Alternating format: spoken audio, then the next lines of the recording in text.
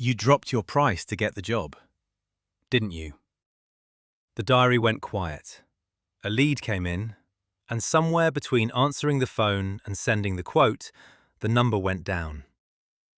Not because the job was worth less, because you were worried. That is not a pricing decision. That is fear doing the pricing for you, and it is costing you more than a lost job ever would. Every self-employed decorator knows this feeling. The jobs finish up, the phone goes quiet, and the diary starts looking thin. And the fixed costs don't stop.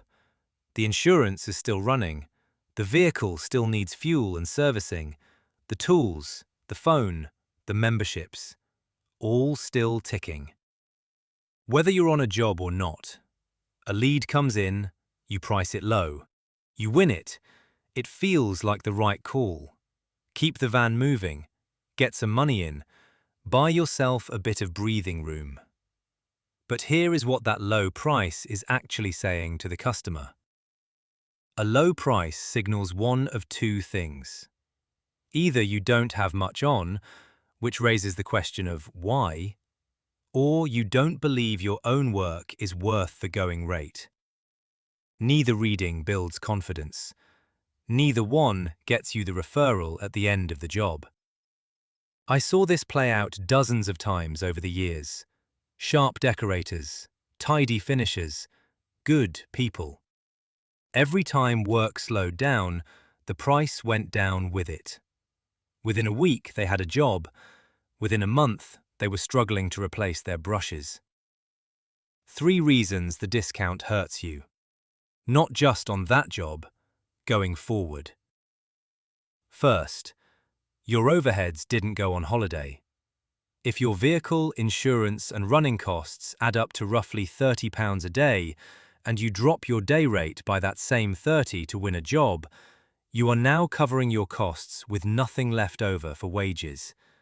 That is not a business decision. That is a very tiring hobby. Second, cheap jobs attract more cheap jobs.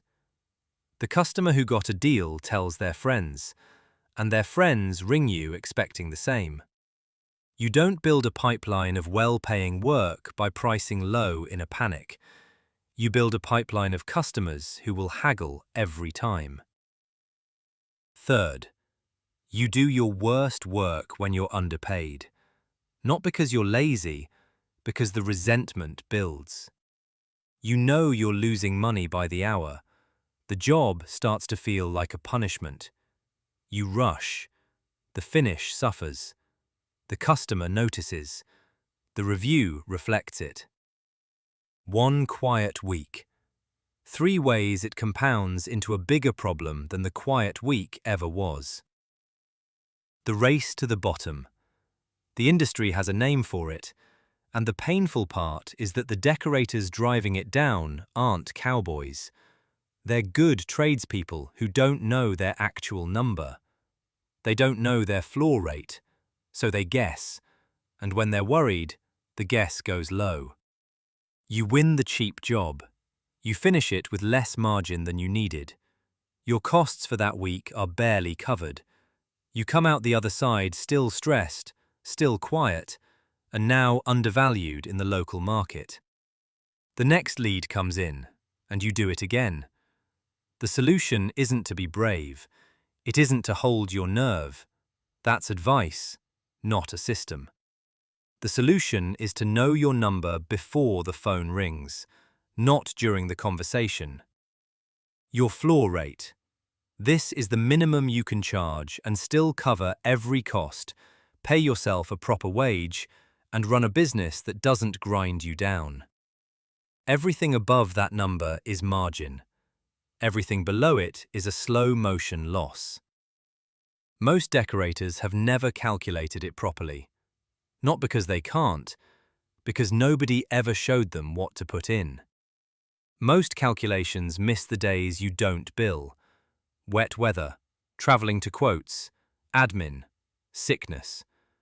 They miss the real cost of the vehicle over the year. They miss what you actually need to take home after tax to live properly. This is the free hourly rate calculator I put together for painters and decorators. You put your actual numbers in once, your real costs, your vehicle, how many days you actually bill, what you need to take home, and it gives you your floor rate.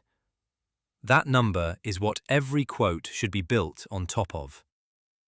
When decorators I worked with finally sat down and did this properly, most of them were shocked. Not because the number was impossibly high, because it was lower than they feared. And they realized they'd been giving away margin they didn't need to. Link is in the description. It's free. If you've never calculated your real floor rate, that is the place to start. Put your actual numbers in. See what your business actually needs to charge. Then, next time the diary goes quiet and a lead comes in, you'll know exactly what you can and can't accept. Not because you're holding your nerve, because you know your number.